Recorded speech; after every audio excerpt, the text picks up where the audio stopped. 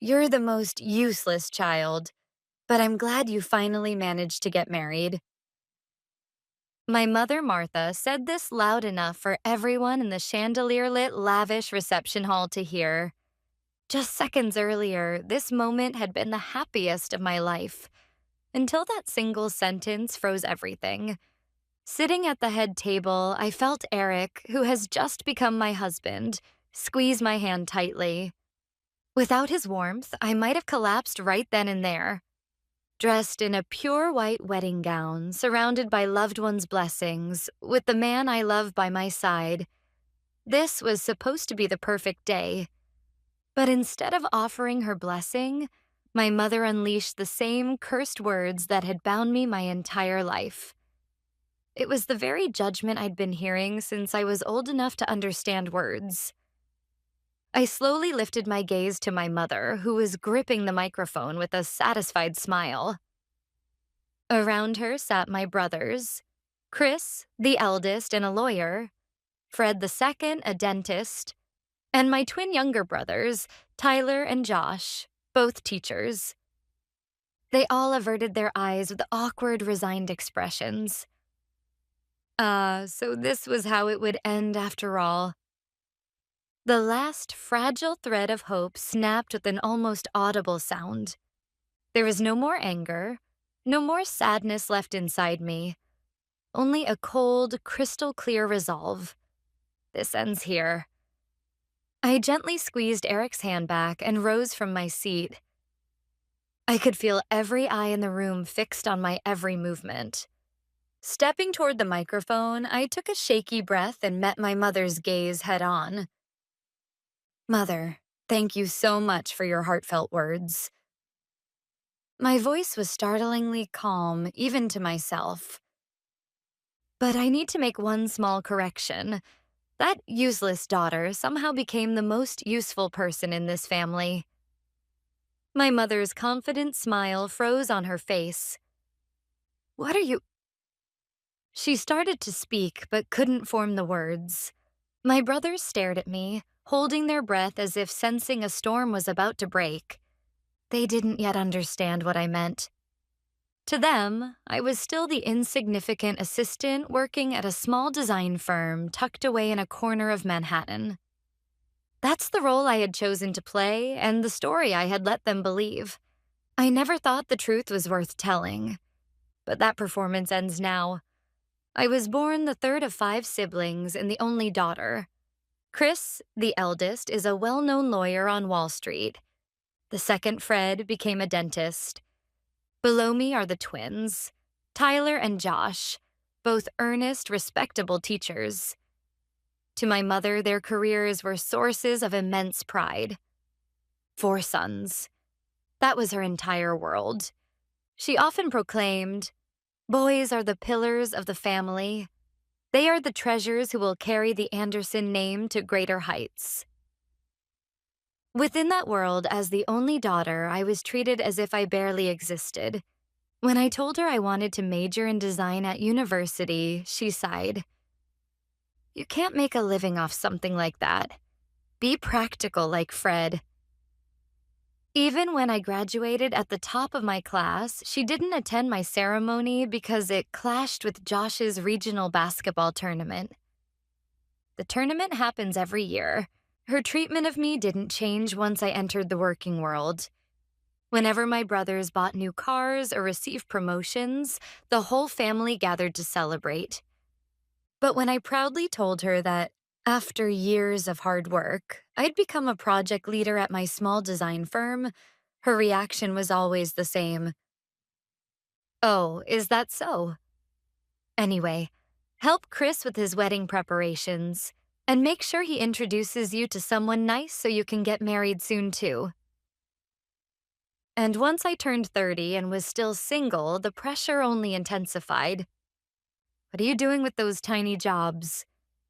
If you don't hurry, you really won't be able to have children, you know?" Those kinds of words were her way of saying hello. To my mother, her 4 sons embodied the glorious future of the Anderson family, while I, her daughter, was nothing but a burden.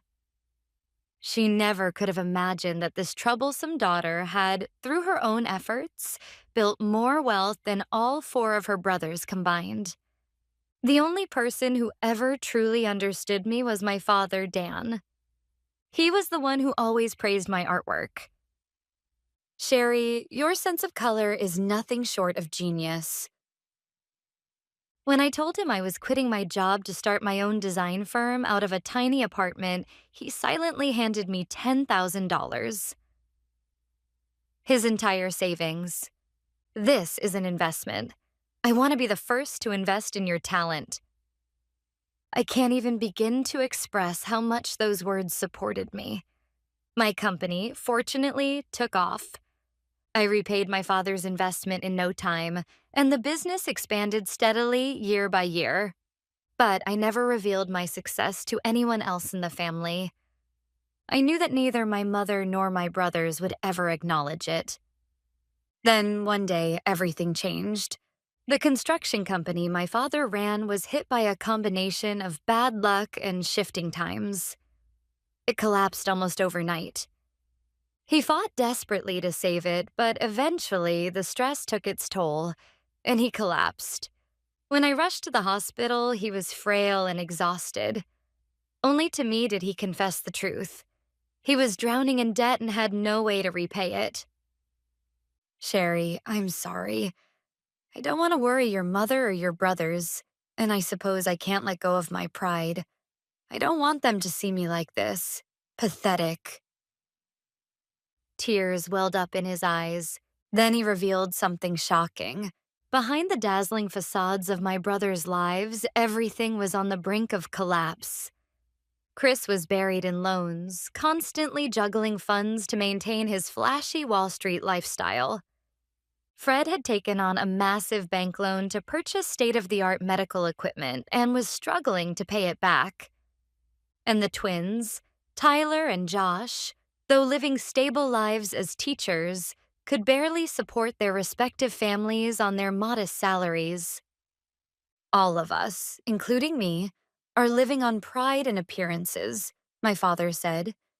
If I asked them for help, they'd push themselves beyond their limits to save me, and it would destroy their lives. The only one in this family I can truly rely on is you, Sherry. His words struck painfully close to home. I was the only one in this family who was genuinely financially independent. My father could turn to me for help without wounding my brothers' egos, and I could help quietly. That day, I accepted everything. I took on the company's debts. And to protect the family home from foreclosure due to missed mortgage payments, I took a specific legal step. I transferred ownership of the house from my father to myself. In other words, that house legally became mine. Of course, it was merely a formality, with the understanding that my parents would continue living there.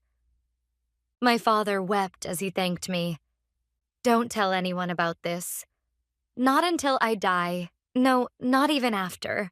This is my final pride. Please. I kept that promise.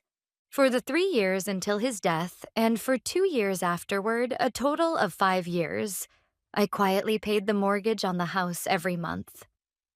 I lied to my mother, saying, "It's covered by Dad's inheritance and insurance money." My brothers never asked about the family's finances.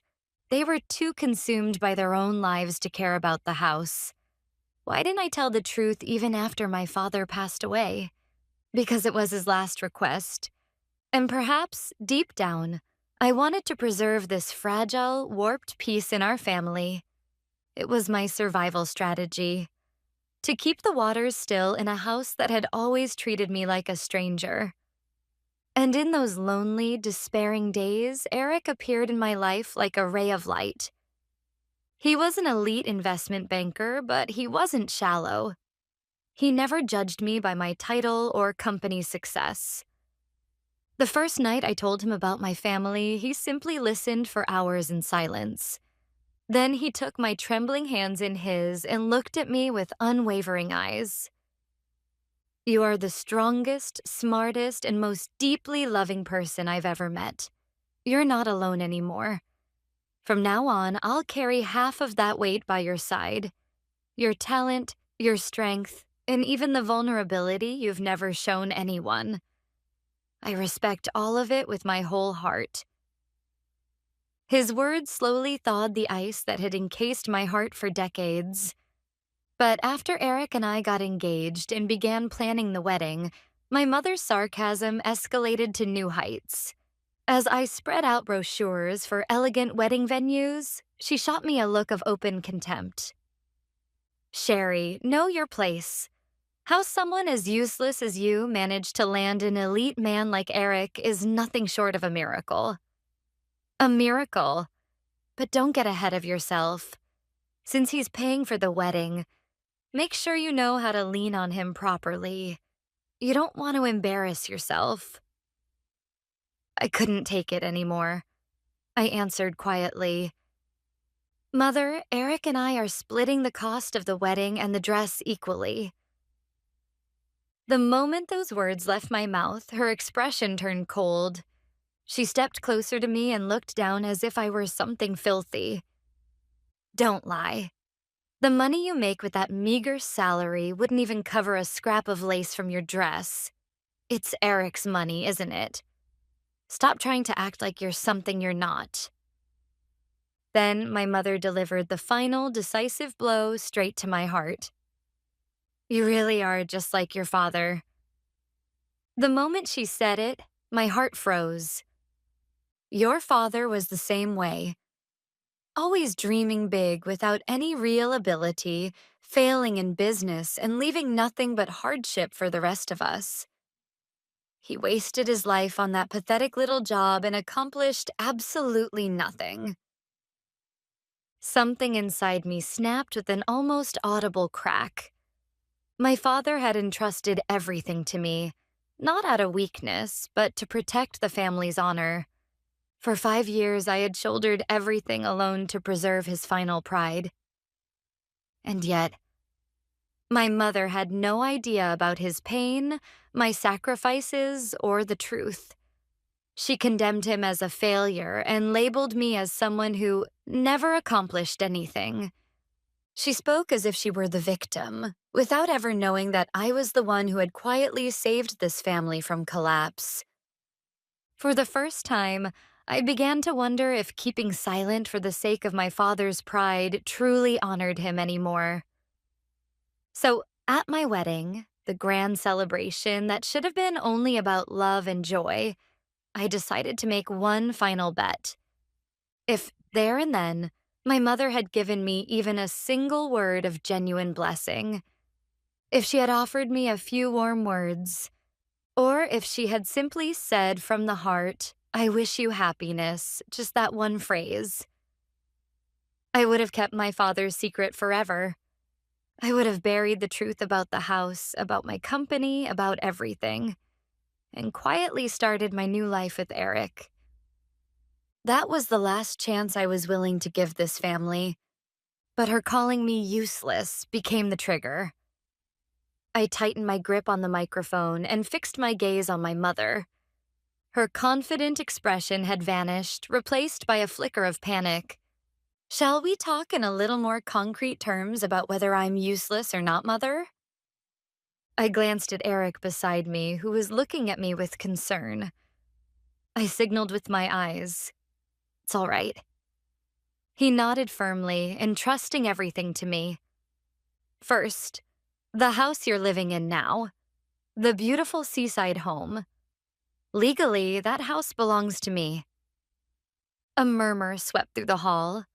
Aunts and uncles seated in the relatives section turned toward my mother and brothers with shocked expressions. 5 years ago, to save Dad after his business failed, I bought the family home. And 2 months ago, I finished paying off the mortgage I inherited from him. So, Mother, the house you live in is owned and maintained by your useless daughter.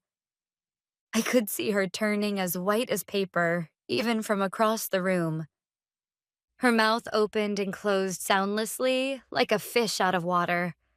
My brothers' faces shifted through disbelief, shame, and confusion like a turning kaleidoscope. I continued without hesitation. My voice was calm, but it carried through every corner of the hall via the microphone. And of course, it's not just about the house. Since you seem to think I'm just some insignificant assistant, I suppose I should explain what I actually do. 5 years ago, I founded an interior design firm called Avery Design.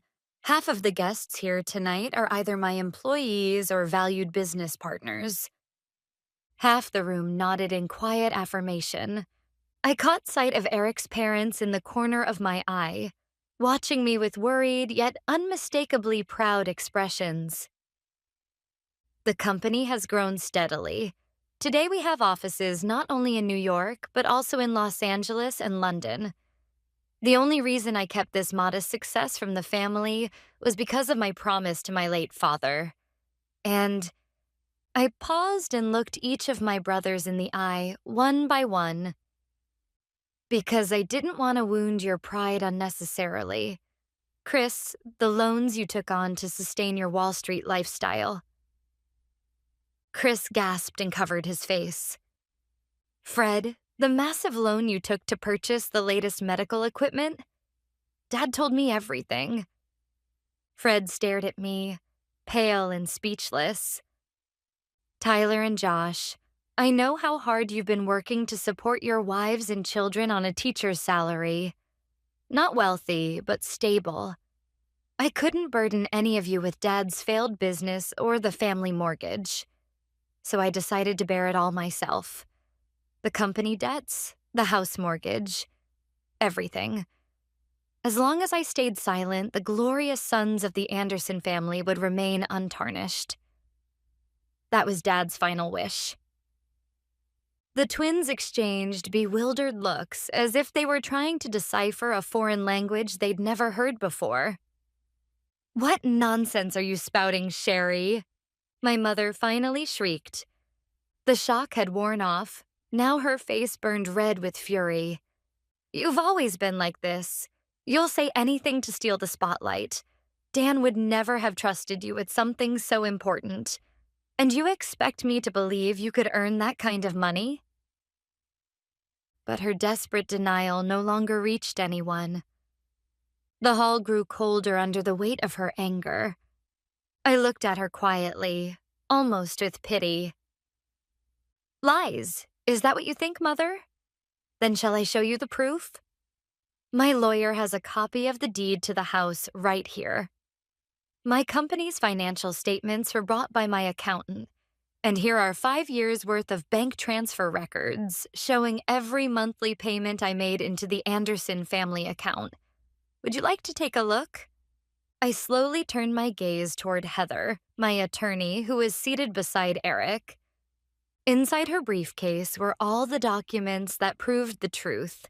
Copies of the property deed, company records, and bank statements.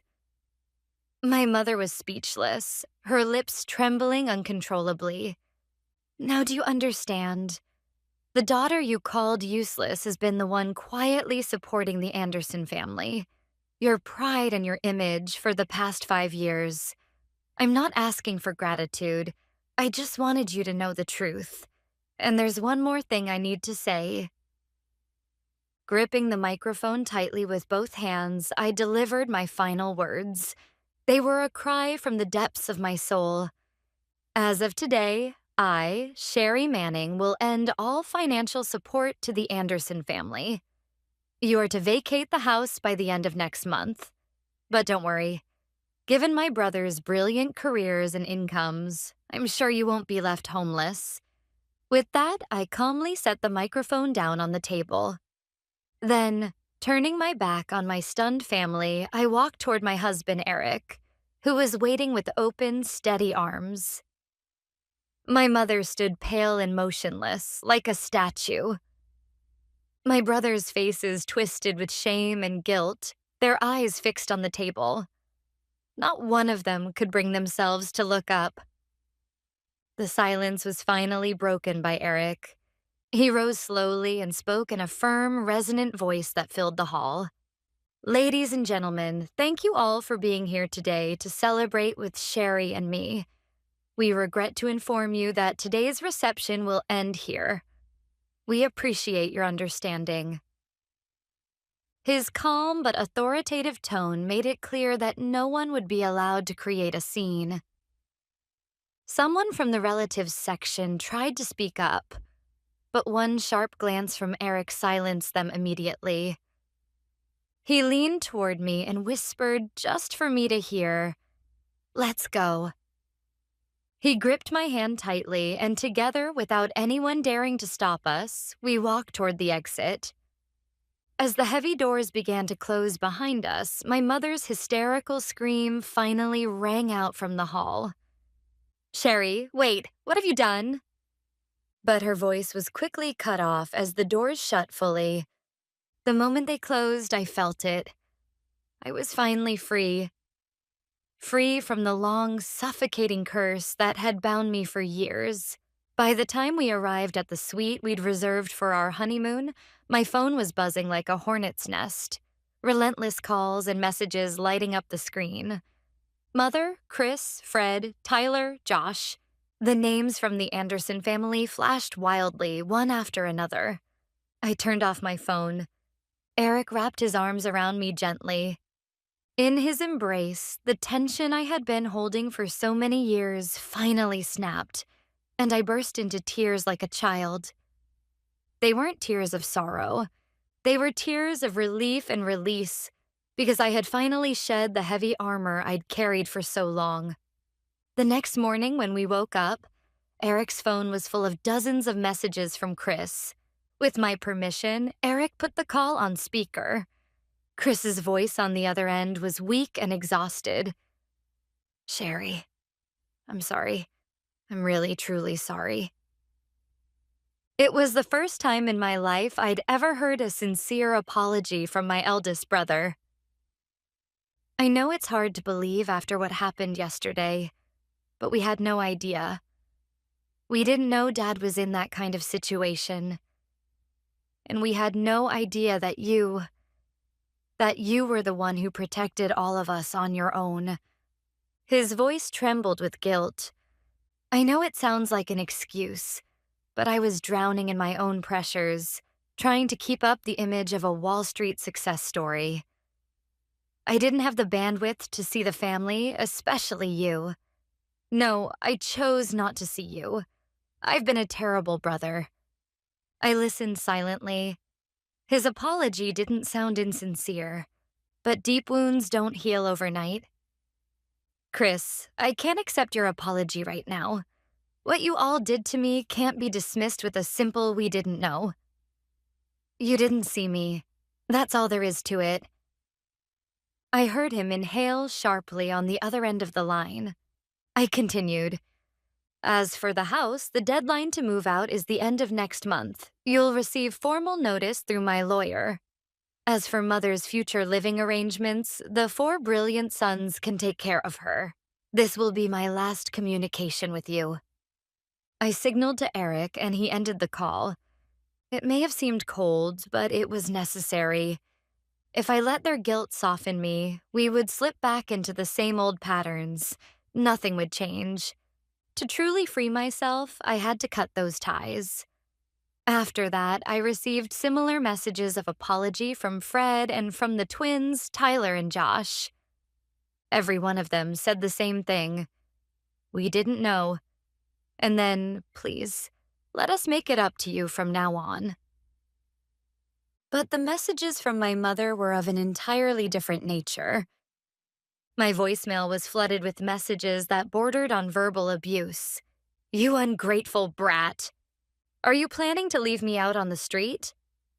This is all your fault. You've destroyed the Anderson family."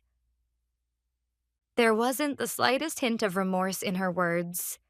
To her, the fact that I had supported the family all these years wasn't something to be grateful for. It was an unforgivable act of betrayal that had stripped her of her authority. When I returned from my honeymoon, I issued a formal notice through my lawyer requiring her to vacate the house. At the same time, I changed my phone number to cut off all contact with her and my brothers completely. I didn't want to leave any openings for them to step into my new life. This wasn't revenge. It was the only way to protect my heart and to give them the chance to face their own problems, for once, without relying on me. Months passed after I said goodbye to my old self and began walking my new path.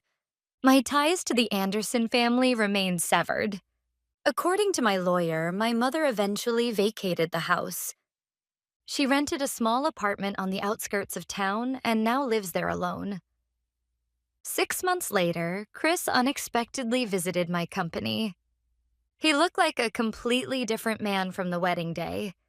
He was thinner, his once expensive suit now looked worn and tired. "I'm truly sorry. I'm not here to ask for forgiveness. I just needed to tell you this. We're changing. Fred has downsized his clinic to a more sustainable level. I've moved to a smaller, more practical firm and stopped putting on airs. The twins are doing their best to support their families on their own. And Mom, she started going to therapy." Those last words shocked me more than anything. My mother, who had always been nothing but pride and control, was seeking help from a professional.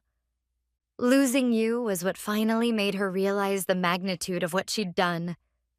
It's going to take time, but she said that someday she wants to offer you a sincere apology. Over the following months, I took my time to think. Eventually, I came to one decision. I would see my family again. The moment my mother saw me, she burst into tears and collapsed. She repeated, "I'm sorry," over and over again. And this time, I could tell. It wasn't hysterical, performative, or manipulative. It was real. From that day on, our relationship reset completely. It doesn't mean we returned to the old family dynamics. Instead, we began to build something entirely new. An equal relationship, free from warped dependence and control from zero.